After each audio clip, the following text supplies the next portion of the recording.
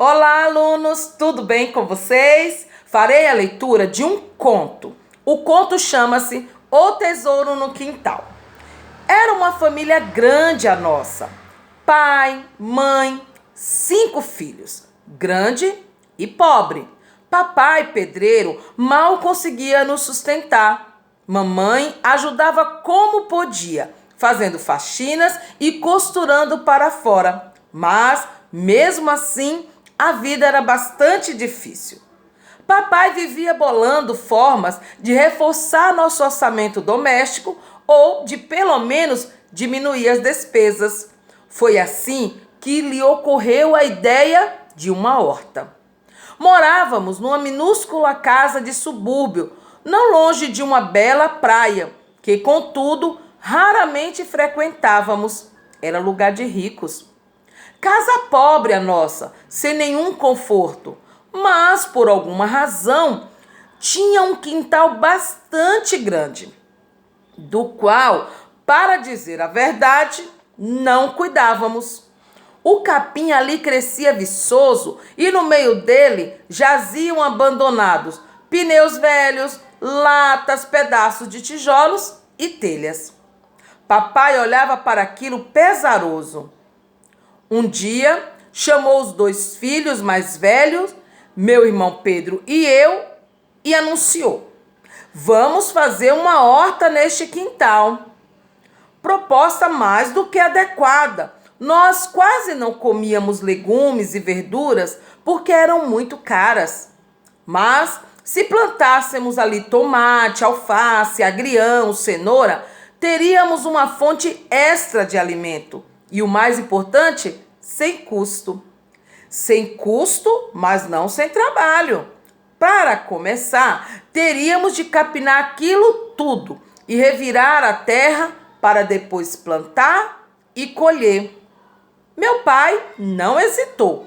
Vocês 2, que são os mais velhos, vão fazer isso. Não gostamos muito da determinação.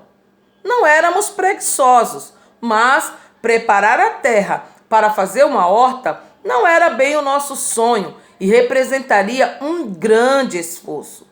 Contudo, não tínhamos alternativa. Quando o papai dava uma ordem, era para valer. E no caso, ele tinha o decidido apoio de mamãe, que era de uma família de agricultores e gostava de plantar. Quem prepararia a terra? Foi a pergunta que fiz ao Pedro, que além de mais velho, era o líder entre os irmãos. Pergunta para a qual ele já tinha a resposta. Isso é coisa para o Antônio. Antônio era o irmão do meio.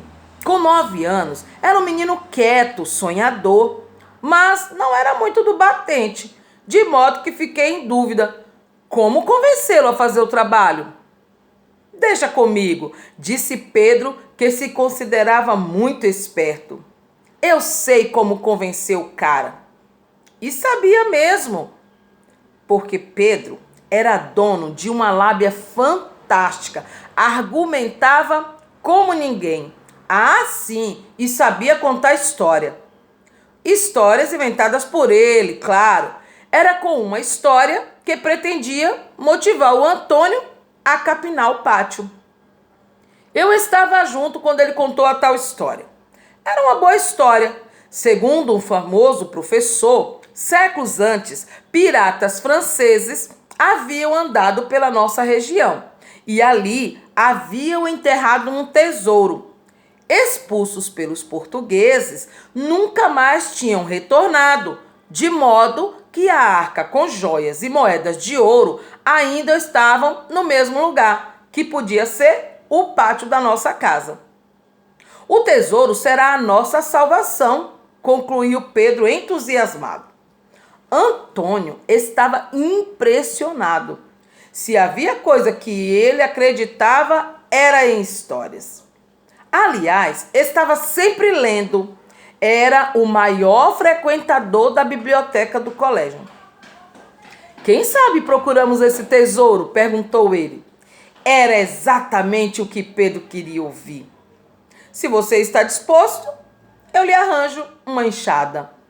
Antônio mostrava-se mais do que disposto. No dia seguinte, um feriado, lá estava ele, enxada em punho, cavando a terra, diante do olhar admirado da família. Papai até perguntou o que tinha acontecido. Ele se ofereceu para fazer o trabalho, disse Pedro, dando de ombros. Para encurtar a história, tesouro algum apareceu, mas um mês depois tínhamos uma horta no quintal. Antônio acabou descobrindo a trama de Pedro, mas não ficou zangado. Inspirado pelo acontecimento, escreveu uma história com a qual ganhou um prêmio literário da prefeitura. Uma boa grana que ele usou para comprar livros.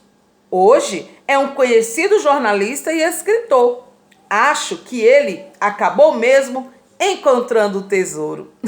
Gostaram da história? Diferente, não é? Esse conto é do Moacir Sclia. Moacir Sclia, ele foi formado em medicina, né? Trabalhou com a medicina, mas o que ele gostava mesmo era de escrever. Foi professor universitário, nasceu lá em Rio Grande do Sul, em Porto Alegre. Foi casado, teve 2 filhos.